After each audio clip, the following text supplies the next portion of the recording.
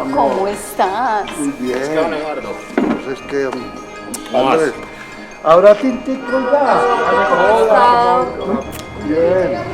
Entonces, hola.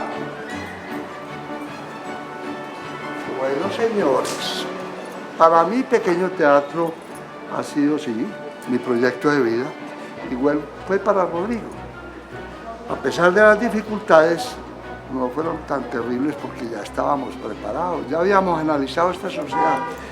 Esta sociedad siempre ha sido hostil con el arte, la creación, la literatura, todo. Y el teatro, pues, muy impuro, muy indigno, ni siquiera está entre las bellas artes. Pero de todas maneras, aquí vamos, hemos avanzado mucho. Para mí siempre ha sido claro que esto no es para uno enriquecerse ni para llenarse de plata, pero hay una satisfacción espiritual increíble. Ah, eso está muy bien. Pues si no vea, tintico. Salud. Este tinto es delicioso porque Rodrigo nos dejó de herencia una orden. No se hace con el mismo café dos veces.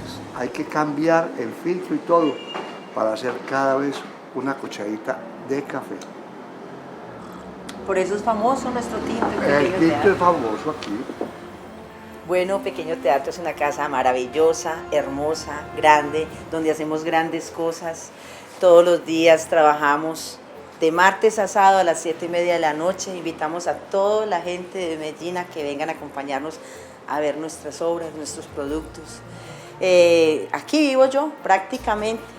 Yo vengo por la mañana, dicto clase a las 7 de la mañana y me voy a las 12 de la noche casi todos los días.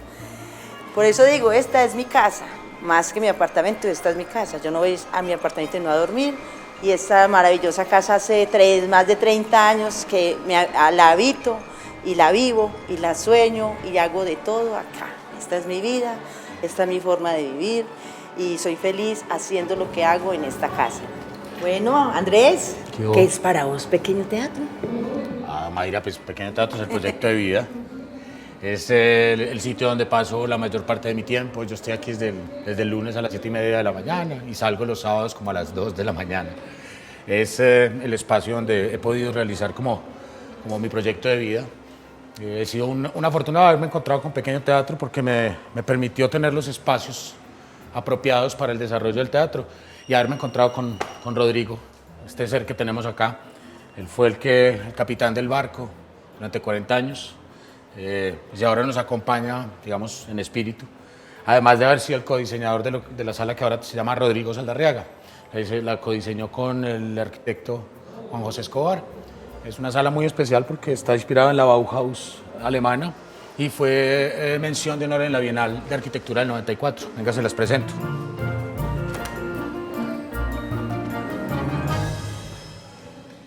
Bueno, hasta este punto llega lo que es la Casa Vieja, la casa de 1800.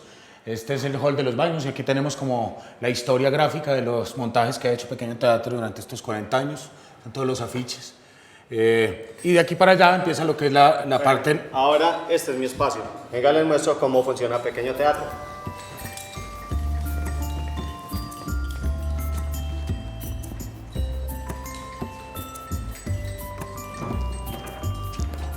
Bueno, ahora estamos en el interior de la sala Rodrigo Saldarriaga, en la cual estamos presentando nuestra última función que se llama En la casa de Bernarda Alba.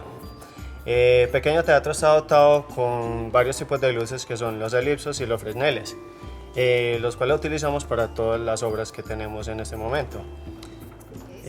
Hola. ¿Vas a montar la lucecita que está haciendo falta? Claro que sí. Hágale, pues, mira. Muchas gracias. Claro.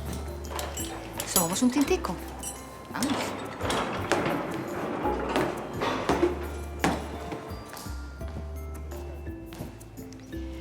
Para mí, Pequeño Teatro es la vida, definitivamente. Estar en Pequeño Teatro es tener la posibilidad de hacer muchísimas cosas que me guste y que amo. O sea, además para lo que estudié, para lo que me preparé. Tengo la posibilidad de estar en las noches actuando, pero también tengo la posibilidad de dedicarme a otra cosa que me gusta mucho y es ese mundo administrativo. O sea, en el día estoy administrando, moviendo papeles, corriendo de un lado para otro, haciendo cuentas, y en las noches estoy con el público, que me encanta. Definitivamente, pues esto sí se lo tengo que agradecer a Rodrigo, que me dio la posibilidad de estar acá en este espacio tan maravilloso, disfrutando de esta casa tan espectacular, de todo esto. De estos que no son mis compañeros, sino que son mis hermanos, con los que me encanta estar, me encanta compartir, y me encantan las historias que todos cuentan. ¿Es rico? Tintico para la cata. Ya lo tengo Oye, acá. ¿saben una cosa, muchachos? Este proyecto tan hermoso empezó hace 40 años. ¿Y saben dónde? Muy lejos de aquí, en Barranquilla. Yo había llegado a Barranquilla a trabajar con un hermanito mío, muy querido él, y yo no me imaginé nunca que irme yo a hacer una llamada a Telecom en el centro de Barranquilla. Era el único sitio que tenía aire acondicionado.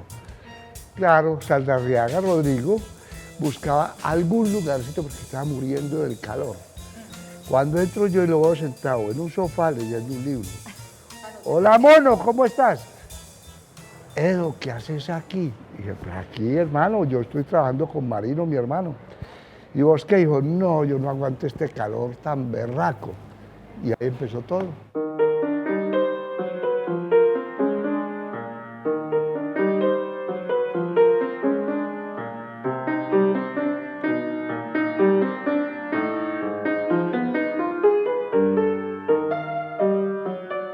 El teatro que existía antes de nosotros existir en Medellín era absoluta y totalmente atrasado, no profesional. Era algo más que un hobby, un poquitico. Yo creo que Rodrigo, cuando estaba en la universidad, ya sabía que estaba en el lugar equivocado. No tanto por la carrera misma, sino también por el entorno familiar que lo rodeaba y que le exigía esa carrera. Él estudiaba arquitectura en la Universidad Nacional, pero ya sabía que eso no era lo de él, que lo de él era el teatro. Que ahí conoce en el grupo de teatro, que en aquella época pues, era muy importante los grupos de teatro en las universidades, dentro de lo que era el movimiento estudiantil. Conoce a Jairo Aníbal Niño y él es el que le inocula el virus del teatro a Rodrigo. Rodrigo, a Eduardo, bueno, a casi todos, la gente del teatro, de pequeño teatro en particular. Yo estudiaba ingeniería civil, pero tenía un gran amigo, Leonidas Álvarez. Y Leo me dijo, viste, ¿por qué no vamos a brujear ahora al mediodía? No dejemos a la casa, quedémonos por aquí y vamos a ver qué es lo que hacen en la aula máxima de la Facultad de Minas, allá en Robledo, que es que hay un grupo de teatro. Vamos a ver qué es eso. Y entramos con mucho cuidado y subrepticiamente nos sentamos en la última filita de la sala, de la aula máxima, y desde ahí vimos el ensayo. Adelante estaba un señor de gafas oscuras, pelo peinado para adelante, con una voz hermosa, maravillosa.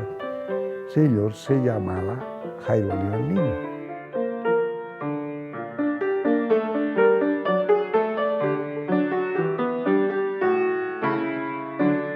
Y al final del ensayo, él dirigió la mirada hacia nosotros y nos dijo, compañeritos, él decía siempre así, compañeritos, vengan, vengan. Entonces, qué pena, nos van a pegar una regañada. El tipo dijo, ¿les gustó? Y le dije yo, pues si a mí me interesó, me gustó. Dijo, cuando quieran, vengan. Hasta ahí duró la ingeniería, hermano, porque yo empecé en una fiebre. Yo chupé banca 6 meses. Me senté al lado del señor y yo veía los ensayos. Hombre, y un día faltó un carajo. Y entré al grupo. Distintas universidades tenían grupos de base dentro de ellas, que es realmente el nacimiento de Pequeño Teatro, es a partir de eso, de la unión entre la Universidad Nacional y la Universidad de Antioquia. Entonces, a partir de eso, se apartan de ahí y se generan diferentes grupos, movimientos teatrales, unos más politizados que otros, hasta que al fin toda en la construcción de Pequeño Teatro. A ella pertenecíamos muchas personas de distintas universidades, inclusive porque pues, Rodrigo era estudiante, era de la Nacional. Nosotros éramos de la de Antioquia, de todas las disciplinas. Nos unía una cosa importante, que era como el movimiento estudiantil. Y ese grupo de teatro surgió inclusive de lo que fue el movimiento estudiantil. Era un grupo de teatro, como todo en esa época, pues muy contestatario. Nos llamábamos la Brigada de Teatro. Bueno, él de pronto, después de uno de esos movimientos fuertes que hubo en la Universidad de Antioquia, donde obviamente había mucho enfrentamiento con la policía, intentos de la policía de entrar a la universidad y algunas destrucciones al interior de la institución por la reacción de la policía contra los estudiantes, él recibió una carta del doctor Luis Fernando Duque Ramírez, que era el rector en esa época, eso fue por los lados de 1971-72, y en esa carta lo expulsaban de la universidad. Muy interesante, él fue a reír cuando miró la carta, me están echando de una universidad de la que yo no soy estudiante, entonces él simplemente la guardó en el bolsillo y se puso a reír y siguió en sus actividades normales, de tal manera que a él lo echaron de una universidad de donde él no era estudiante. Y ya en 1975 decidió que iba a formar su propio grupo, y esa fue una decisión muy fuerte porque implicó, primero que todo, pelear con la familia.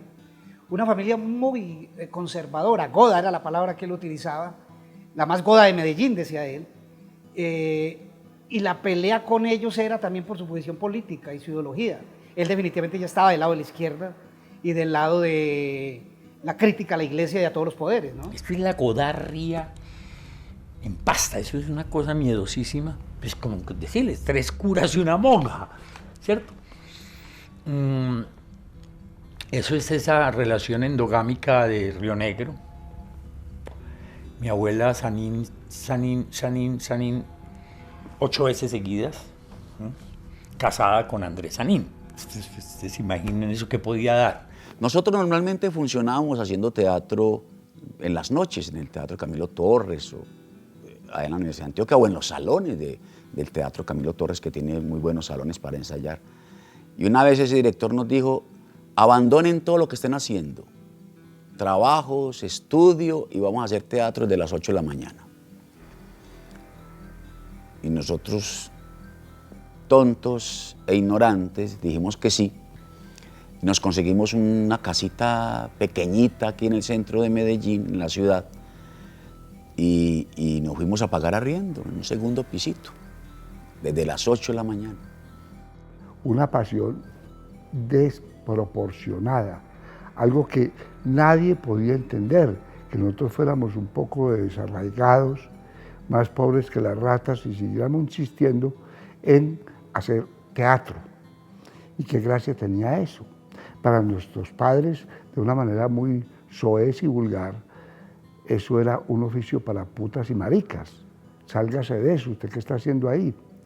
Éramos calificados de saltimbanquis, de payasos, sí, servíamos de entretención, pero para nosotros es el máximo vínculo con la gente y la forma de uno expresarse.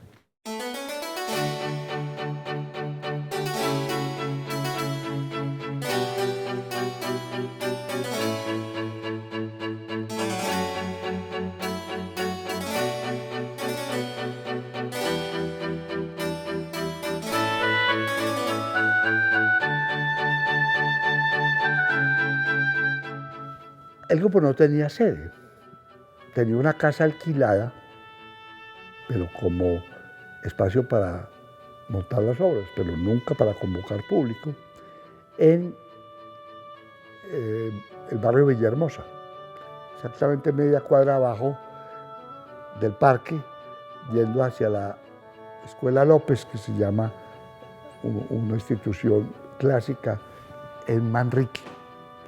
Pero esto era en el barrio Villahermosa.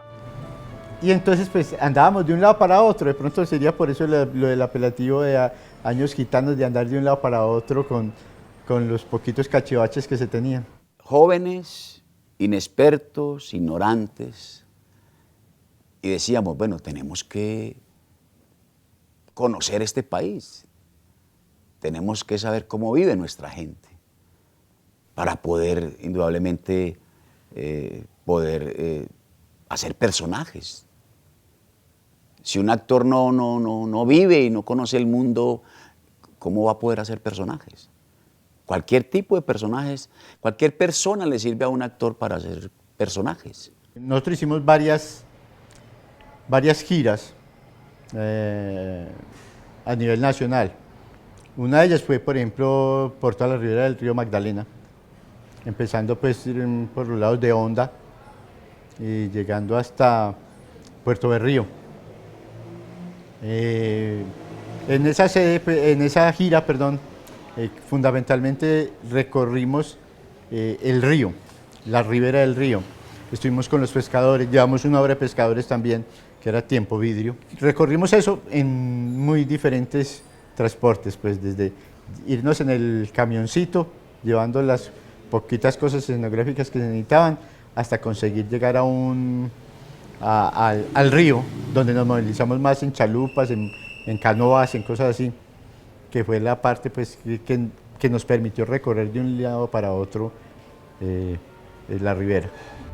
3 meses, 18 actores, loqueando con un camión lleno de escenografía, cambiando comida por funciones, cambiando dormida por funciones. Dormíamos en un salón universitario sobre los tapetes que a la vez eran la escenografía de la obra, hombres, mujeres y niños.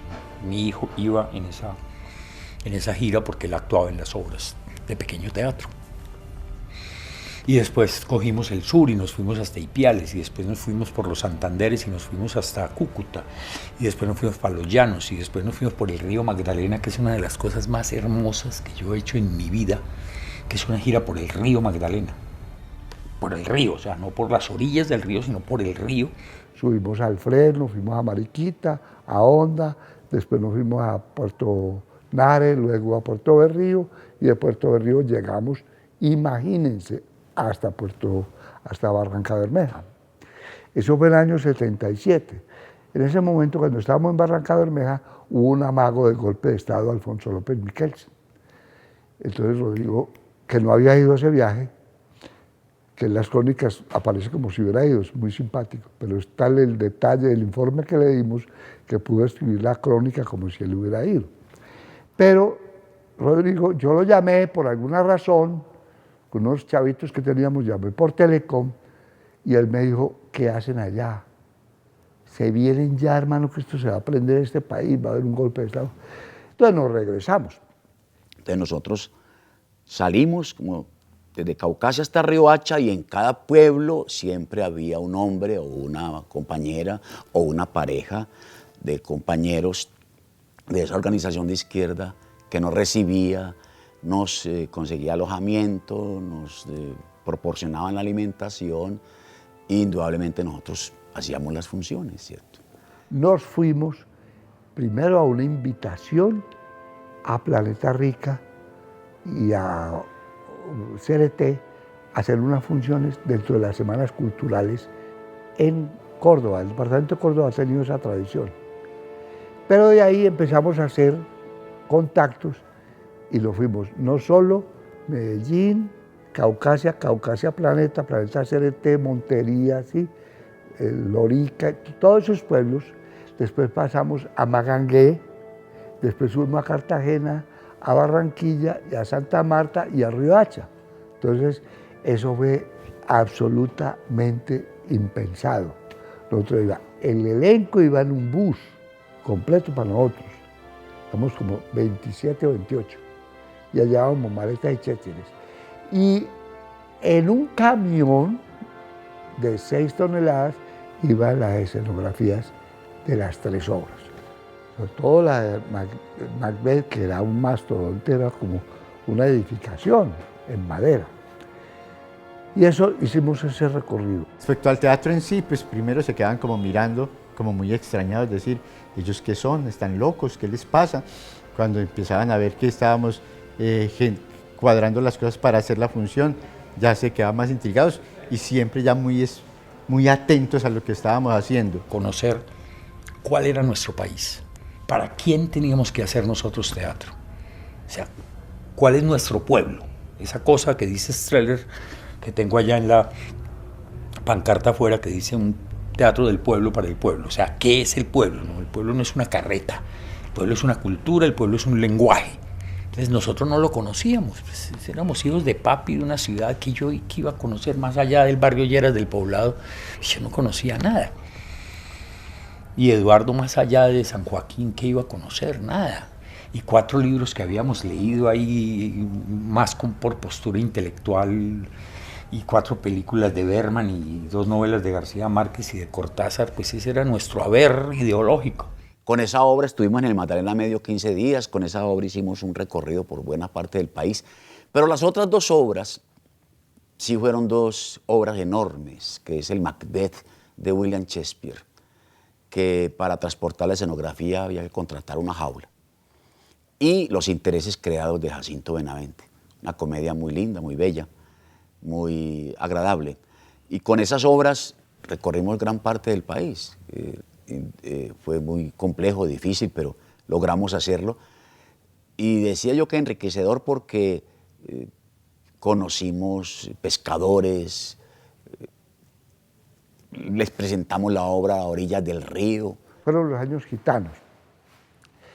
Fueron 77, 78 y 79.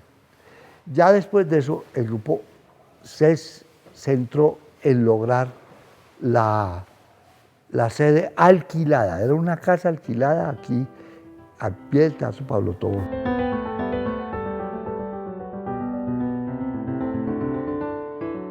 Con la primera sede independiente que tuvimos, que fue en el barrio Villahermosa, pues logramos empezar a hacer teatro de verdad.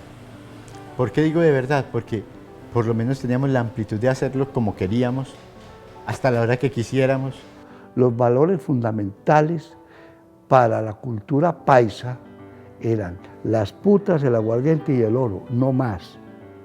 Y eso no lo digo yo, lo dijo un investigador alemán que estuvo por estos lares en el siglo XVIII o XIX y descubrió que existía en el mundo un lugar como Antioquia. Entonces, que unos seres absolutamente desadaptados se les ocurra crear una institución que se convierta a mediano o largo plazo en representativa de la cultura y el arte de una ciudad como Medellín, obviamente que para la sociedad, si no sea consciente, es indispensable. Si nosotros algún día cerramos este entable, ojalá esto no suceda muy próximamente, y no lo veo posible, esto todo el mundo dice, ¿qué pasó? Pero yo creo que lo fundamental es la parte ideológica, que es la parte de decir, tenemos que buscarse, tenemos que hacer del teatro un oficio digno, un oficio que nos permita vivir de él. Entonces, yo creo que realmente para mí ese es el principal aporte que hizo Rodrigo en ese momento, es decir, en generar que el teatro nos tenía que dar para vivir, nos tenía que generar una forma de vida y nos tenía que dar la posibilidad de continuar y avanzar en el oficio. Nosotros siempre, desde que nacimos como Pequeño Teatro, en el 75, aún así no estuviera yo, y cuando llegué en el 76 que se planteó la configuración de un grupo de teatro con una actitud profesional frente al oficio, y nos fuimos para Villahermosa. En Villahermosa funcionamos un buen rato, era una casa vieja, viejísima. Y cuando llegamos a la casa de arrendamientos, el señor que nos atiende, que se llamaba Jaime Sanín Berger, famoso en Medellín por un famoso robo a la joyería ultramarina, estaba al teléfono y nos dijo, ya los atiendo. Nos sentamos en su escritorio y a su lado, en el escritorio, había un libro de Shakespeare, de las obras completas, abierto. Entonces yo le hice señas de que si lo podía, y me dijo, claro. Entonces comencé a leer ahí, pues. Entonces cuando entablamos la conversación y le dijimos que nosotros éramos de un grupo de teatro, a él le pareció lo más encantador del mundo. Entonces nos entregó la casita, prácticamente sin papeles y sin fiadores y sin nada. Por eso digo yo que Shakespeare es el fiador de Pequeño Teatro. En esa casa se concibió toda la primera etapa de la producción de Pequeño Teatro.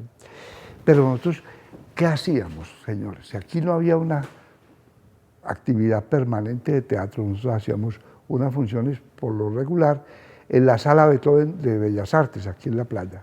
Estaban en esa época con la Casa Lotte en Villahermosa. Me tocó todo el proceso de montaje de Macbeth. Rodrigo decía que si alguien había hecho bien Macbeth éramos los hijos de los actores. Que nosotros jugábamos con las espadas que ellos habían hecho para la obra. Tanto fue así que decidieron hacernos espadas a nosotros. Y mientras ellos ensayaban Macbeth, nosotros los hijos de los actores, que eran Gregorio, el hijo de Rodrigo, Juan Camilo, el hijo de Eduardo, y mi hermano y yo, hacíamos también Macbeth. Entonces esa época fue muy, muy estrecha. Desde que nace Pequeño Teatro siempre se trazó la meta de configurar un grupo de trabajo profesional, de tener una sede propia y hacerse a un público. ¿Sí? Pequeño Teatro desde que nació siempre tuvo esos 3 criterios. Cuando se entregó la sala, se iba a entregar la casa donde era la sala de Ladera,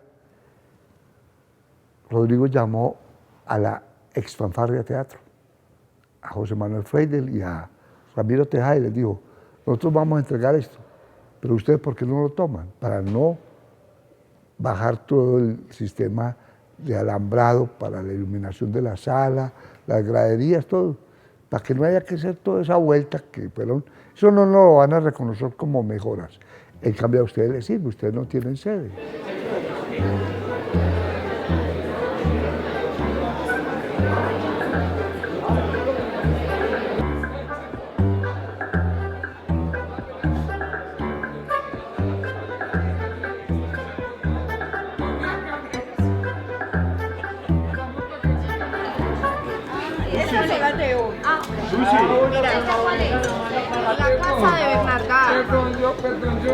La realización teatral de Rodrigo tiene mucho que ver también con su habilidad como negociante, entre comillas, es decir, como financiador de sus proyectos. Él se las ideaba para financiarse los proyectos. Y una de esas financiaciones iniciales para lograr tener la plata para la casa, para tener sede propia, tener un plante, fue recurrir a gente de la cultura. Harold Martina en ese momento era el mejor pianista de Colombia, lo había conocido en la Universidad Nacional cuando él estudiaba arquitectura, y Carlos Villa era un violinista muy importante, ¿sí? El primer violinista de Antioquia. Entonces él sí ideó la forma de que ese par tocara junto. Era una cosa rara porque ese par ni se conocía y ambos eran estrellas por su lado, pero él los juntó. ¿Para qué? Para hacer un concierto que lo hizo en el Museo del Castillo, y llevó mucha gente y ahí consiguió muy buen dinero para financiar pero el convencimiento de ese par fue todo una odisea, y él lo contaba muy graciosamente, cómo logró convencer a Carlos Villa y a Harold Martínez de que tocaran juntos, además gratis, no pagándoles, eran gente muy costosa, ¿no? Y él logró eso, y gracias a eso el Pequeño Teatro pudo tener su primer ladrillo, ¿no? Pues yo no creo en los milagros, pero fue como un milagro, pues, que encontráramos una casa de estas donde el señor no quería venderla con el temor de que convirtieran esto en residencias o en edificios, y nosotros le prometimos que conservamos la casa, ¿sí? Y esto tenía un solar enorme, donde funciona la sala grande, era un solar, con baño de inmersión y todo, hermosísimo, ¿sí? Era forrado en piedra ese baño, y con escalitas, y venía un chorrito de allá que lo traía el agua, un canalcito que traía el agua. Y entonces él dijo: vale tanto, y no tenemos plata. ¿Cuánto tienen? Le damos tanto. Pues tome pues las escrituras. Nos entregó las escrituras con 2 pesos. Y vea, o sea, llegar hasta aquí fue un proceso difícil, con dificultades, con muchos problemas, pero fue engrandecedor y nos permite tener un espacio como estos, que fue uno de nuestros sueños desde que Pequeño Teatro nace. Con él tuvimos la oportunidad como de sortear y chapotear unos momentos muy difíciles en Medellín, unos momentos de mucha angustia, porque hay que recordar que era el momento en que Medellín se debatía entre la pólvora y la sangre. Estoy hablando del año 88, 89, 90. Es la época negra, indudablemente. Los 90 son la época negra, la época de la violencia, la época de las bombas, la época de la muerte. Poco a poco la ciudad se fue quedando, en la noche se fue quedando vacía, se fue quedando sola, se nos acabó el público. Donde a menudo teníamos que cancelar funciones porque había toque de queda, porque estaba en pleno auge Pablo Escobar. La situación de la ciudad era muy delicada, muy comprometida, y toda esa zona de Córdoba y de la playa se volvió un espacio solitario que a partir de las 8 de la noche no veías a nadie. Y a Rodrigo, pues, que era un hombre pacifista, que era un hombre que odiaba la violencia en cualquiera de sus manifestaciones. Él lo afectó mucho porque también la vivió muy de cerca. Tuvo dos anécdotas personales que le pusieron la violencia de frente en el rostro. Una vez estando comiendo con un amigo, al frente de ellos, en la misma mesa del lado, mataron a un tipo. Un sicario se le acercó y lo mató y a ellos le tocó ver eso. 2 días después, le tocó ver otro crimen afuera de la calle donde él estaba con otro amigo comiendo y vio cómo mataban a un señor que conducía un carro. Eso a él casi que lo llevó a la paranoia y a los 8 días ya estaba yendo para Bogotá. No abandonó el proyecto Pequeño Teatro porque eso no lo podía dejar, ¿no? Pero sí lo dejó en suspenso y en manos de las personas que aquí se quedaron.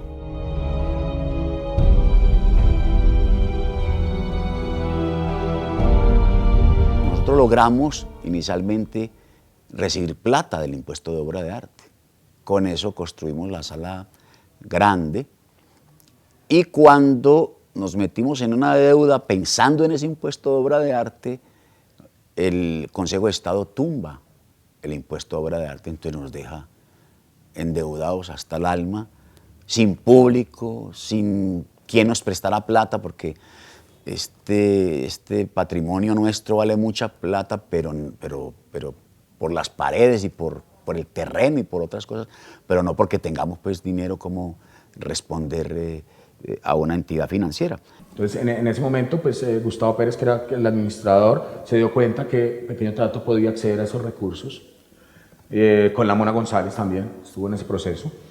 Y pues Rodrigo casi había sido arquitecto, entonces tenía muchos amigos en el gremio de la construcción y se dedicaron a llamarlos.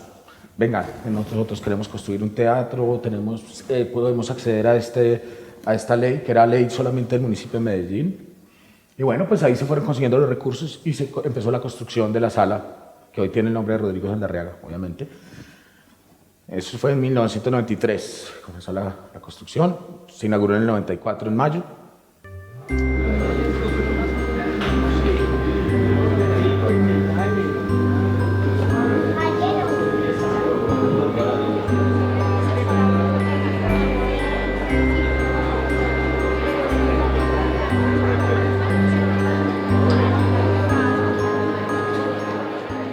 Rodrigo era muy meticuloso y muy exigente con el estado de la casa. Él decía, esto no puede estar nunca. Él a veces utilizaba una palabra un poco dura respecto a otros espacios, incluso de colegas. Él decía, esto no puede ser un tugurio, esto no lo podemos dejar caer, así haya que prestar plata, pues eso tiene que estar impecable. Pero resulta y acontece que el Consejo de Estado, cuando ya estaba la construcción estaba en obra negra, el Consejo de Estado tumba la ley para Medellín. Entonces, ¿qué quedó? Un coco que había que ponerle silletería, gradería, luces, etc. O sea, toda la parte, digamos, pues por un lado lo que llama la obra gris y la obra blanca. Entonces, Gustavo con la Mona y con Rodrigo se hacen unos leasing con la banca para poder terminar la construcción y poder hacer la inauguración de la sala. Entonces, de ahí pues queda una deuda grande, ¿cierto? Digamos, para un grupo de teatro. En ese momento, Pequeño Teatro éramos como 22 actores y se fue desgranando la mazorca. Obviamente, no había ni con qué pagar las deudas, pues no había con qué pagarnos a nosotros. Y naturalmente la gente empezó a buscar cómo sobrevivir. Se fueron yendo, se desgranó la mazorca. Ahí prácticamente quedamos Rodrigo, Mayra y yo, aquí Pequeño. Y los acreedores encima. Sí, encima. Rodrigo les decía, venga, refinanciemos la deuda, venga, refinanciemos la deuda, venga. No. Todo el mundo decía, ustedes no han buscado la guaca de esta casa, ustedes no han buscado, ¿por qué no tumban esa palma que seguramente debe haber algún entierro? ¿Qué va a haber entierros? Pues Rodrigo era ateo, no cree que iba a creer en entierros ni qué bobadas. Y un día Laureano Forero dijo, Rodrigo, deja de buscar la guaca es esta casa, ustedes tienen un Potosí en esta casa, hagámosla evaluar por la lonja de propiedad raíz.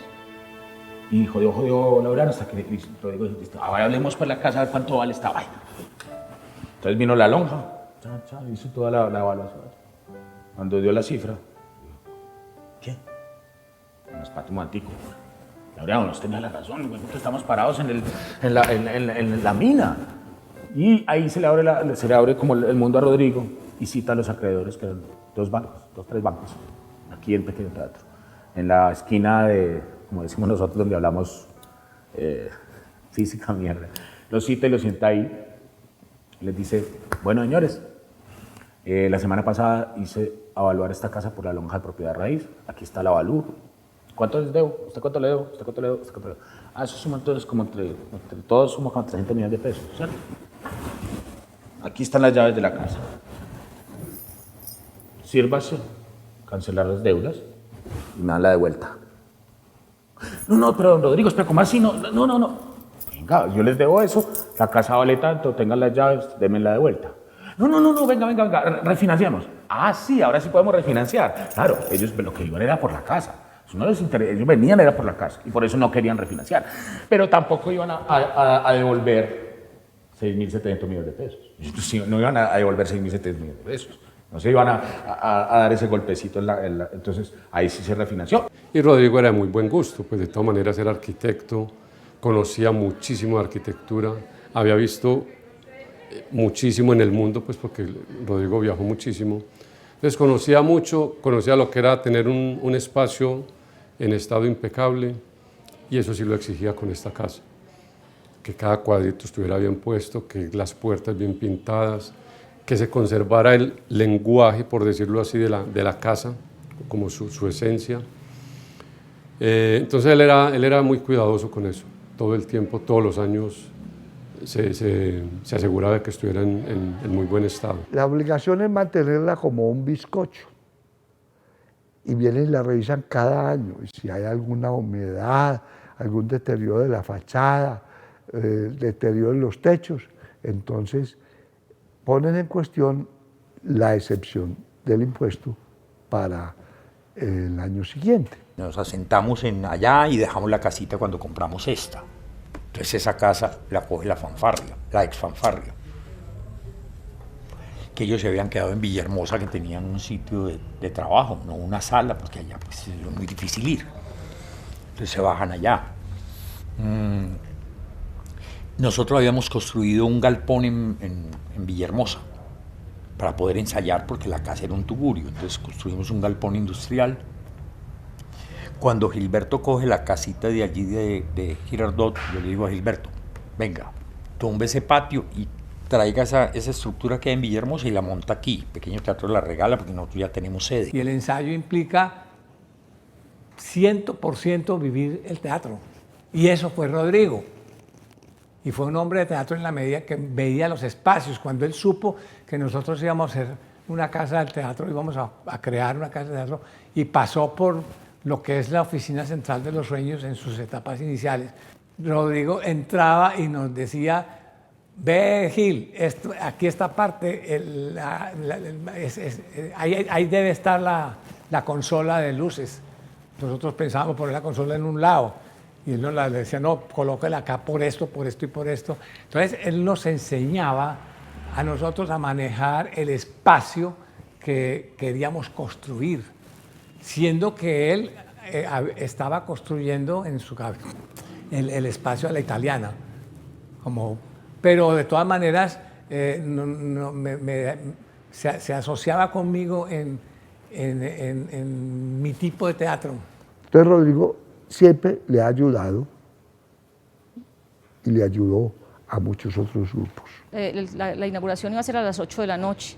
A las 6 de la tarde se sientan Laureano y Rodrigo nos sentamos, pues, Laureano, Rodrigo y yo, a tomarnos un vino, a mirar el proyecto. Ya estaba la casa llena con todas las diapositivas de lo que era la imagen, de cómo iba a quedar definitivo, y se quedaron mirando y le dice Rodrigo a Nano: huevo, nos equivocamos, este teatro es al revés. Entonces, todo estaba planeado para que el escenario fuera contra la casa vecina y en este otro pedazo la gradería. Y esa noche fue muy gracioso porque todo lo que estaba exhibido, anunciado, Nano se paró y dijo: no, nada de lo que hay aquí es cierto, todo cambió, vamos a hacer otro teatro completamente distinto. Y así fue. Abrimos la esperanza de poder tener una ciudad con una infraestructura teatral pobre, como es lo nuestro, porque somos una ciudad muy pobre, un país muy pobre, muy estúpidamente pobre. Pero bueno, ahí vamos. Yo creo que después de 30 y pico de años, puede decir uno, pues hay algo ya en el medio que se está moviendo.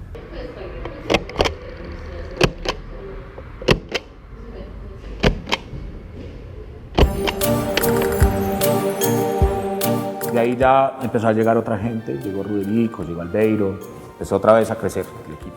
Volvió Héctor, bueno, Ramiro ya estaba ahí, ya estaba pegado.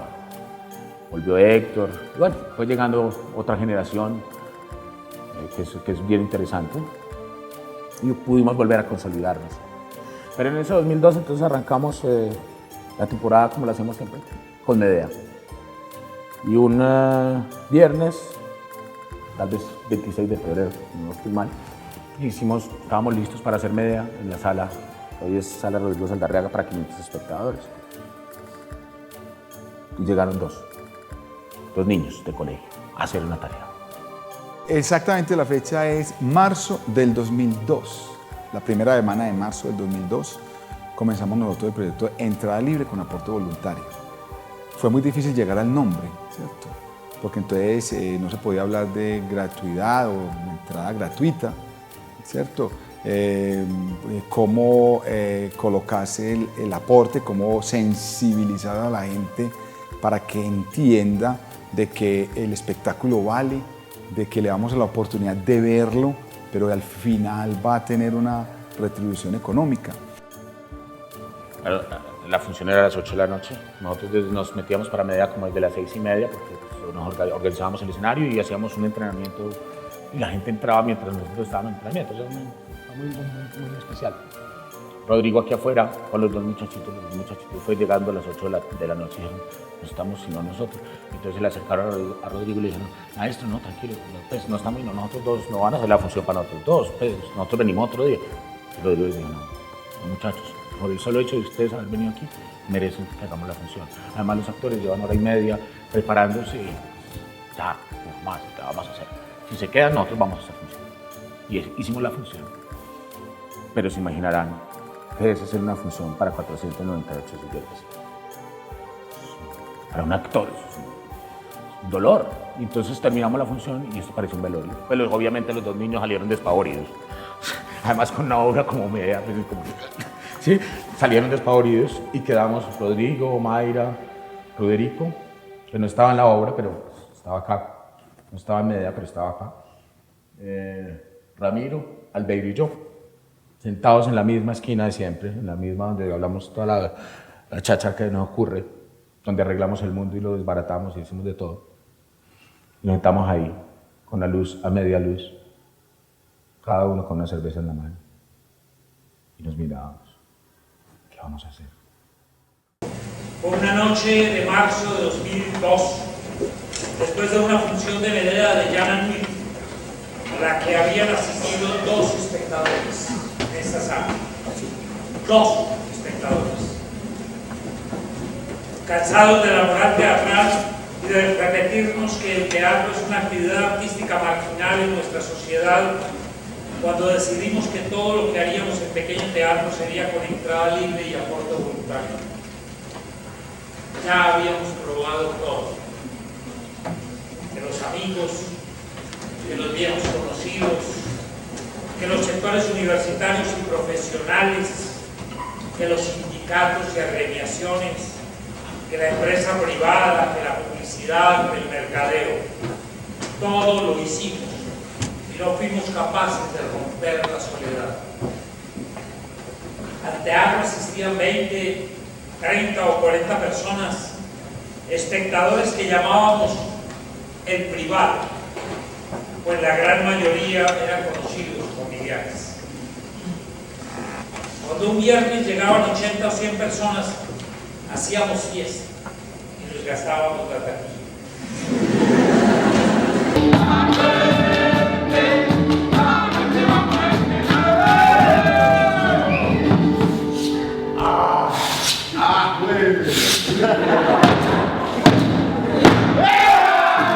Uno no puede amar lo que no conoce. Entonces, ¿cómo pedirle a la gente que ame el teatro si no lo ha visto? Entonces, fueron como esos dos puntos de partida, y lo otro, lo último y lo que pesó más, era que preferíamos mucho público, así la taquilla, o el aporte en este caso, fuera inferior a la taquilla, pero tener gente, porque también entendimos que el teatro se hace es con público, con gente. Si no hay gente, pues el teatro no se cumple. No se cumple eso tan bonito que es el principio de la comunicación de ida y vuelta.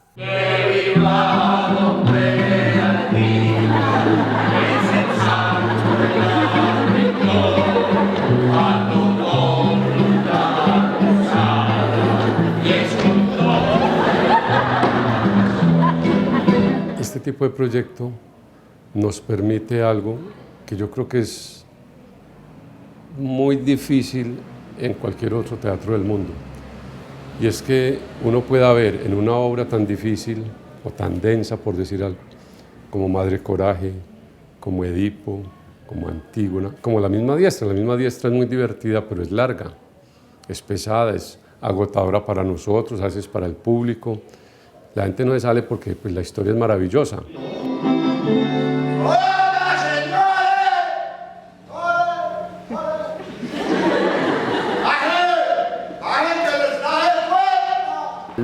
Muchos de los grupos no hemos estado de acuerdo. Nosotros consideramos, hay algunos que dicen que el arte no se puede mirar como una mercancía, pero en el momento en que vos estás cobrando el precio de una boleta, estás hablando ya de una relación comercial con el espectador.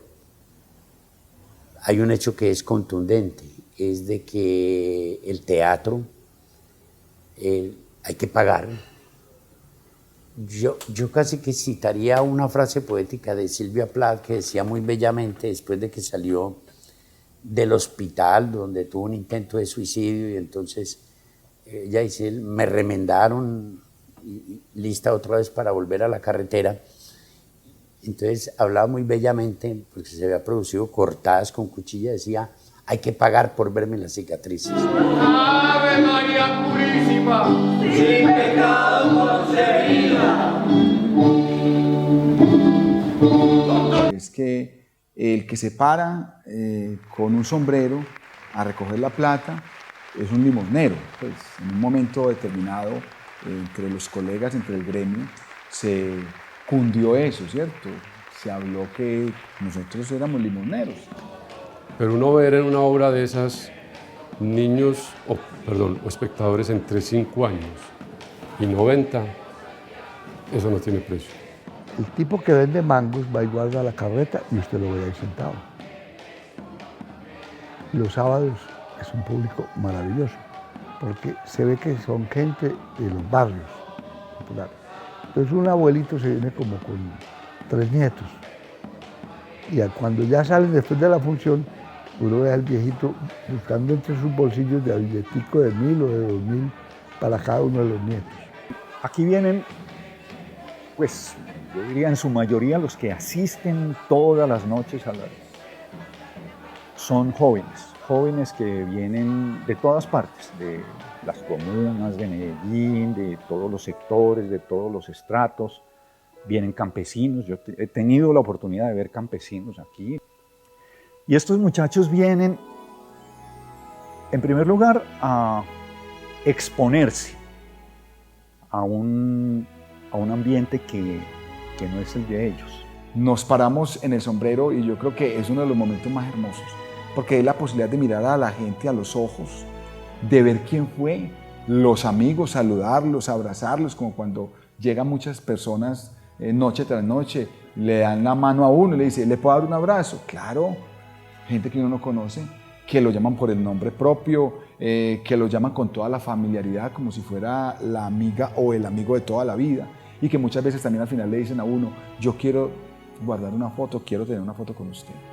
Entonces, yo creo que distinto a la tradición nuestra, que digo que es tan corta, en donde el actor termina y se esconde, porque entonces es como si el público viera el artificio del maquillaje, o que no es tan hermoso, que no es tan grande, ¿cierto? A nosotros nos parece lo contrario, es que el público habite también dentro de nosotros, y que el público vea que somos iguales, que la única diferencia es que nosotros tenemos como el valor de pararnos allá, y otro tipo de capacidades, pero que seguimos siendo iguales. Y como iguales somos hermanos y que estamos haciendo los dos, uno representando y el otro observando. Y ahí es donde completamos el espectáculo. Pero es muy bonito, lo del sombrero ha sido también un hecho ritual, un hecho personal, institucional, que nos ha permitido hacer la entrada libre y nos ha permitido, por encima de todas las economías que uno puede hacer, conseguir los recursos para que esta institución se mantenga adelante. Decirle al público, gracias por acompañarnos, gracias por convivir conmigo este pequeño espacio, y podemos pues, que vivimos juntos, porque es vivir juntos un espacio. El espectador y el público es una armonía, que si no hay una unidad, no hay obra, ¿no? Entonces esa fusión es muy bonita. Entonces, bonita la despedida también, es como uno llegar a la casa y no saludar, o salir y no despedirse, pues es bonito ese ritual, me encanta. Pues a eso no, si nosotros vemos aquí llegar gente casi que salida de la vereda a ver obras, y eso no lo puedes ver en otro teatro de la ciudad, estoy absolutamente seguro, o en otro teatro del país. Bueno, ya no puedo especular pues más allá, pero a mí me parece que eso ya lo vale todo. En esos días yo entrevisté, entre comillas, a dos niños de 5 y 6 o 7 años, algo así, porque han venido a ver 2 veces Bernarda Alba. Entonces yo les hice una entrevista ahí con el celular y les digo, ¿ustedes qué están haciendo a estas horas de la noche acá viendo teatro? Ah, no, es que bueno, vinimos con el papá. ¿Y por qué repitieron? No, porque nos gustó mucho. Entonces yo les decía que es mejor ver teatro para niños o para adultos. No, para adultos.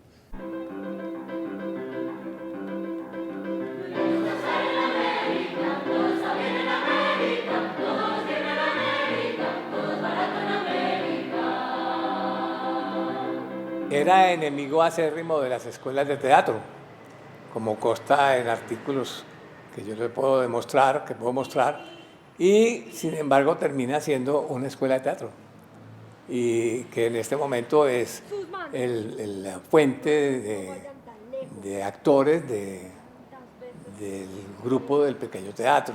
¿Y tú? Estoy lista, estoy harta de ser un objeto de asco. Yo también la odio. Cálmate, hija mía, cálmate. Otra cosa es que en Medellín existiese un grupo conformado por personas que se dedican exclusivamente al teatro de la actuación. Por eso nosotros nos distinguimos y fuimos diferentes y hemos sido ejemplo para los otros grupos.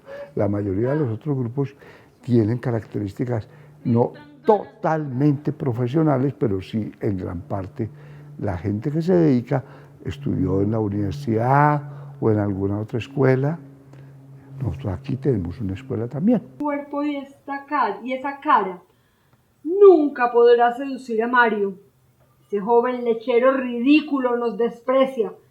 Hemos cumplido las 3 metas fundacionales, que eran tener un espacio propio y apropiado para el desarrollo del arte, tener un equipo profesional de actores dedicado 100% al arte del teatro y una temporada permanente en la búsqueda de una formación de público. Ese es eterno. Ese tercero hay que seguirlo haciendo y seguir buscando cómo logramos un público para el teatro.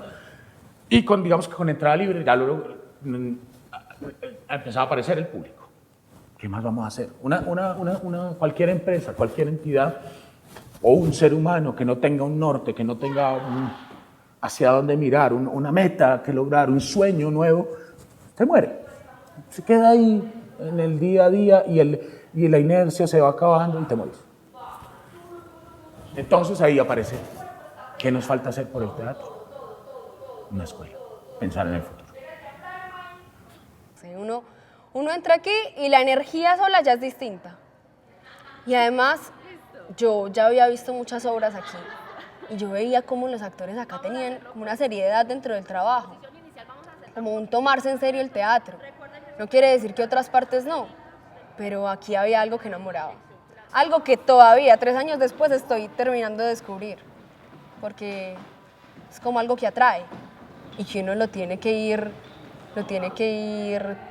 ensayando, lo tiene que ir comprendiendo mucho con estudio. Un actor tiene que saber de historia, tiene que saber de todo, de economía, de política, porque hablamos de eso, o sea, la materia del estudio del actor es el ser humano en sociedad, cómo se comporta en la sociedad, qué hace, ¿sí? Entonces, pues tiene que comprender todo lo que el ser humano es, ¿cierto? Como sociedad, ¿sí? Entonces está todo ese departamento que es fundamental en la creación de un ser integral. En la búsqueda también de una ética, el ser actor también tiene una ética, ¿cierto? Tiene unos principios éticos. Si es un niño, lo pongo a jugar. Entonces a los niños les dicen, creen que actuar es hablar así como recitado. Entonces a mí me da mucha risa. Yo les digo a ellos, ¿a usted quién le dijo que así se actuaba? Ay, profe, es que en el colegio, y yo no, mami. Habla el texto como tú hablas, ríete como tú te ríes. Y entonces, es dependiendo con quién uno esté. Ya con los alumnos de la escuela ya eso son otras cosas, porque como es una carrera, yo les doy segundo, tercero y cuarto. Entonces yo ahí sí los cojo, toda la técnica, porque lo primero que se aprende es la técnica, la preexpresión para llegar a decir las cosas. Entonces ahí sí los cojo, a ellos les doy mucha madera. Pero la academia, que aunque es tan reciente, hemos llegado a la conclusión de que es absoluta y totalmente necesaria. ¿En qué sentido? Yo, que tuve un proceso de 45 años, ¿sí? Resolví cosas en 20 años de ejercicio profesional sobre el escenario, el manejo de las tensiones del cuerpo, que un muchacho de 17, 18 años tiene herramientas que le brindan una escuela para manejar la relajación y las tensiones, ¿sí? En cosa de 3 años. Como decimos siempre, y Rodrigo lo repetía mucho, una academia es un pensamiento vivo. O sea, es un ser vivo que tiene que estar cambiando con el tiempo, que nosotros como maestros tenemos que estar muy pendientes sobre lo que sucede en la sociedad para poder entregarle a esos muchachos el mejor material para ser actores. Rodrigo se fue, pero todos sabemos lo que tenemos que hacer. Y todo lo estamos haciendo en función de que esto cada vez sea mejor. Es muy interesante ver las últimas temporadas de Pequeño Teatro, donde más de la mitad de los actores son jóvenes graduados en la escuela de Pequeño Teatro. Entonces cualquier obra que miremos ahora, el año pasado hice Recordando con Ira, de John Osborne, y los 4 personajes eran jóvenes graduados en la escuela. Buenas. Amigo, boleticas para mañana, ¿cuáles tenés? Para mañana tenemos Las Guisas, que representa Párpado Teatro, en la sala Tomás Carrasquilla. En la sala Rodrigo Saldarriaga está Por Dios Hombres, de Casa del Teatro. Y en la sala alterna tenemos Isabel Desterrada por Isabel, que es una actriz chilena que se llama Patricia Carpes. Regálame Por Dos Hombres, porfa. ¿2 para cuál? Para la de hombres. ¿No es? ¿Hombres? Sí. Mañana viernes. Recuerda que las funciones son a las 7:30 en punto, después de comenzar a entrar para que lleguen antes y el aporte voluntario al final. Perfecto. Adiós. Hay que entender que para otras personas la profesión es algo opcional. O sea, yo puedo ejercer o no la ingeniería, pero el teatro, y cuando uno se acerca a él o a cualquiera de las manifestaciones artísticas, eso no es para uno el oficio ni la profesión. es el aire para respirar. Igual que para el ser humano el aire es el que permite que sobreviva. Entonces, para nosotros se convirtió en eso, una pasión desproporcionada. ¿Por qué hacer teatro? Porque la realidad es insoportable, la vida real. No, yo creo que es una manera de acercarse a toda la historia del pensamiento y de la expresión y de la creación. Y una alternativa para seres sensibles que pretendemos tocar ciertas fibras del pensamiento y del sentimiento a través de ese lugar mágico que es el escenario y su comunicación con el público. Yo creo que esto es un rito arcaico que tiene toda la tradición y el respaldo de esa necesidad de los seres humanos de vernos interpretados en escena y de esa manera tratar de entendernos un poco más. Y yo te recogió la lista del pueblo. Ya no hay caridad. A los ricachitos les golpean el codo. Y abren los dos del pie. Normalmente lo que no se ve siempre en el teatro es lo que está por fuera del escenario. Eso es claro. Desde la consecución y la postura del papel higiénico hasta la pintada de la casa, la producción como tal de una obra. Yo creo que justo en este momento estoy haciendo, por ejemplo, en Pequeño Teatro, dos cosas que me gustan mucho, ¿cierto? Y es todo ese trabajo de la parte artística, que por eso fue que estudiamos finalmente, que hace muchísima falta, eso de pararse en el escenario y estar ahí todas las noches y recibir los aplausos del público, los comentarios, compartir con los compañeros. Pero luego esa parte de mantener viva una institución, de estar pendiente que todo esté funcionando bien, de mirar en el caso del teatro, de las entidades sin ánimo de lucro, realmente de cómo consigo el dinero. Yo era el tapetico, entonces yo era la que barría, la que tapeaba, la que hacía la escenografía, la que hacía todo, y bueno, y ayudándole a todos, porque así debe empezar todo actor. Es que yo creo que un buen actor tiene que pasar por todas, tiene que saber de todo, pues de todo es de todo, barrer, trapear, surcir unas medias, todo, pintar, hacer eso, y eso es lo que me hizo a mí la vida, ¿no? Volverme una todera para resolver lo que haya que resolver. Yo creo que si Rodrigo no me hubiera dado esta oportunidad, difícilmente podría decir yo que he podido actuar en lo que he actuado, hubiera podido dirigir lo que he dirigido.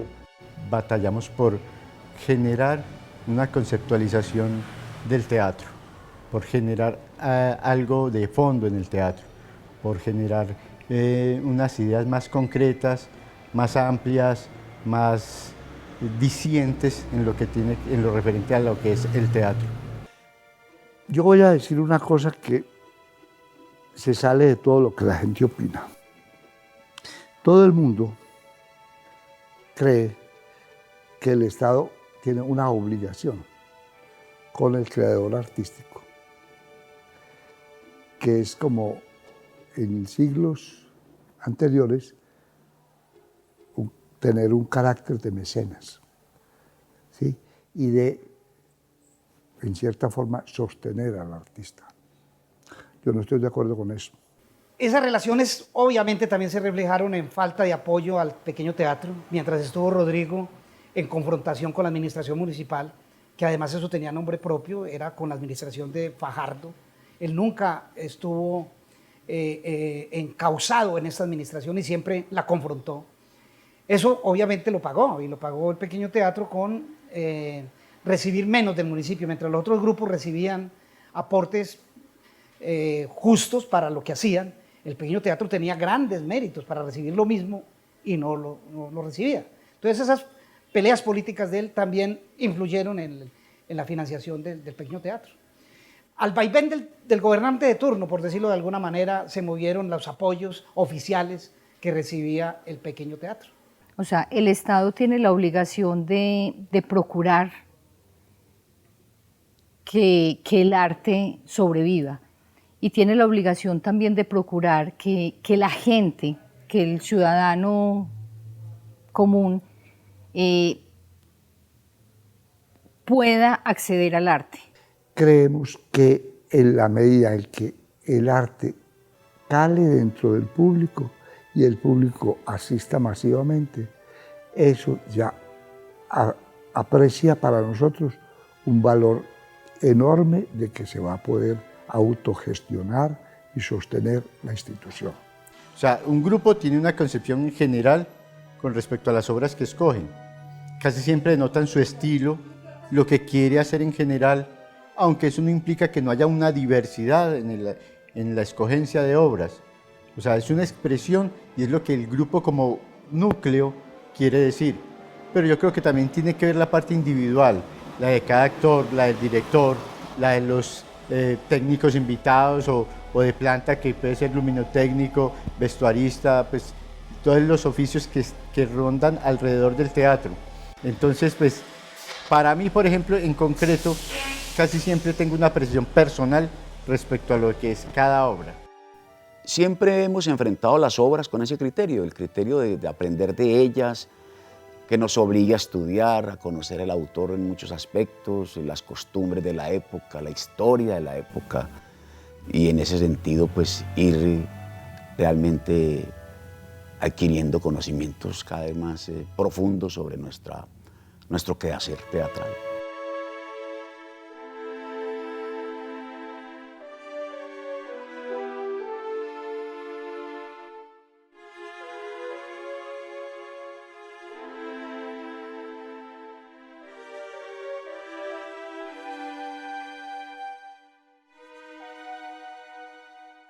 Que era un ser que tenía tiempo para uno, para escucharlo, tenía tiempo para contarle a uno cualquier cantidad de historias, pero lo que más me sorprendió, y era lo que no decía la gente que hablaba de él, era que era una persona tan íntegra.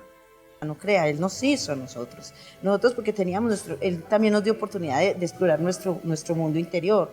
Pues porque yo sé que Él, vea, nos regañaba, nos movía al piso, pues hacía todo para que aprendiéramos, para que entendiéramos, para que surgiéramos seres grandes, para que aprendiéramos a vivir de este espacio y para que Él nos hizo. Un hombre íntegro, era un hombre de teatro, que para nosotros es muy importante ese señalamiento, ¿sí? Que un hombre de teatro. En todas sus palabras era un hombre de teatro. Es decir, esto no hubiera sido posible sin la personalidad de Rodrigo. Rodrigo fue el que unió en torno a sí toda esta estructura y la mantuvo unida a lo largo de todos los años de su vida. Fue actor, director, escritor, constructor de teatros. Dedicó su vida al teatro y hablar de él es hablar como del teatro colombiano. O sea, hay que pensar que realmente el teatro colombiano es un teatro muy joven, ¿sí? Rodrigo casi que hace parte de la primera generación real del teatro. Yo la memoria que me ha quedado de Rodrigo, esas cosas como la arrogancia, la petulancia a veces, lo radical, uno se le va volviendo como en un segundo plano y empieza a pensar ya en el fondo como en la nuez de todo eso, y la nuez de Rodrigo era ese aspecto de la solidaridad. Bien que tuvimos algunos inconvenientes, discusiones y todo eso, pero siempre hacia él hubo una mirada de reconocimiento. Es que para el pequeño teatro, como institución, realmente no representa pues la debacle, ¿no? Pero para muchos amigos, para la misma gente del pequeño teatro, para la ciudad, y para la política decente, ¿no? Porque Rodrigo Saldarriaga era un hombre muy decente. Sí, fue una gran pérdida. Y para los amigos, pues mucha más todavía. Porque Rodrigo estaba muy joven y tenía mucho por dar. Predominó pues la alegría, el buen gusto, la convivencia. Rodrigo era un excelente cocinero. Todos los días cuando yo voy a hacer un huevo, él es el que me va diciendo más sal. Él está en mi casa rondando. Yo creo que le deja a la ciudad de Medellín un legado sobre lo que debe ser el teatro clásico y lo que debe ser la cultura en una ciudad como Medellín. Era muy generoso y muy honesto. para mí lo traicionaron. Nadie entendió la entrega que Rodrigo y lo que costaba y lo que cuesta ser un hombre de teatro entregado a una actividad política. Pero él era así, era una gran persona, era un gran ser humano y un padre. Y lo extrañamos mucho. Era un hombre en todo el sentido de la palabra. Un hombre para amar, un hombre para odiar. Y uno a veces lo amaba un día y lo odiaba al otro, pero uno volvía y lo amaba. Con un carácter supremamente fuerte, pero también un hombre que podía ser supremamente dulce. Abrazador, querendón. Era muy bonito. Yo lo extraño mucho. De nuestra parte, un profundo agradecimiento a cada uno de los 500.000 espectadores que nos ha entregado 1 millón de horas de sus vidas y su aporte voluntario para sostener este sueño hecho una realidad.